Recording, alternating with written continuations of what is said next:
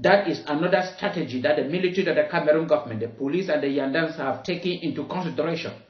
And each time they discover any Southern Cameroonians standing in isolation, 3 or 4 of them, they will just run into them with their military vehicle and kill them. Recently in Bamenda, they ran into a Benskine, carrying a passenger, a woman, and killed them on the spot. Welcome to TFA Talking Point. Please subscribe to our channel. Thanks for your support.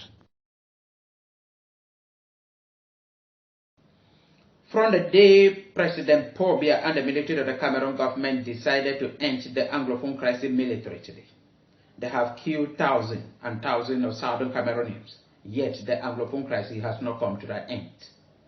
At this point, many people were expecting them to change their strategy by taking into consideration what many people are calling for: a dialogue, a negotiation, sitting on the table in order to end the crisis. But the military of Cameroon government and President Paul Biya, out of their foolishness, decided to change their military strategy.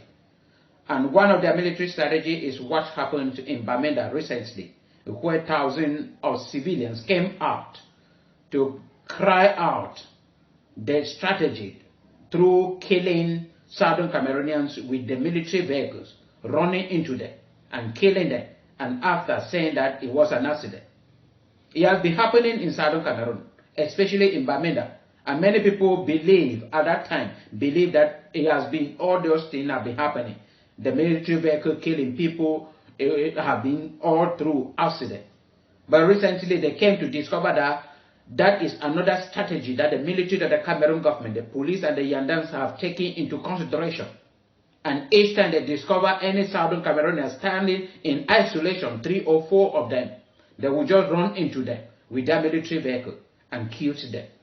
Recently in Bamenda, they ran into a Benskine, carrying a passenger, a woman, and killed them on the spot. This anger and provoked the Southern Cameroonians in Bamenda, and they came out in their number to cry out. And they did not disobey the law. They were marching to upstation in order to see the governor and complain to that new strategy. But the governor, out of stupidity and lack of wisdom, did not allow them to come closer, but ordered the military, the police, to shoot. And the police opened fire. And many were wounded, seriously wounded. And this is exactly how the Anglophone crisis started. For 7 years today, in which more than 8,000 people have been killed and 250 villages burnt down, the government of Cameroon have not learned a lesson. They have not learned a lesson. And when people stand up crying in their numbers, in their thousands, instead for the governor who is there claiming every day that he is representing the people and he is there for the people, refuse to listen to the people, but claim that what happened was an accident. It was not the first, it was not the second, it was not the third. It has been happening. Why is it that the military vehicles in Southern Cameroon just suddenly develop maybe epilepsy or whatsoever, and always killing by Southern Cameroon and no military die? In Francophone regions, 8 different regions, that particular issue is not happening there. Why is it that it's happening only in Southern Cameroon? That is a question that many of them came out on that fateful day to ask. But the governor did not give them the chance. It is terrible. It is terrible. And I'm talking to Southern Cameroonians that the only thing we have now is God.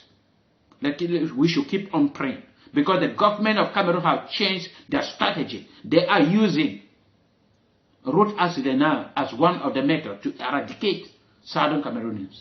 They are using DDR center, those who have ex-combatant, to fight Southern Cameroonians. They are using Munja and many others to fight Southern Cameroonians. So where are we going to run to? We don't have anywhere to go to. Nowhere to go to. Because you say you are not fighting, you are not involved in Anglophone crisis, yet standing in any isolation, the military of the Cameroon government will kill you through accident.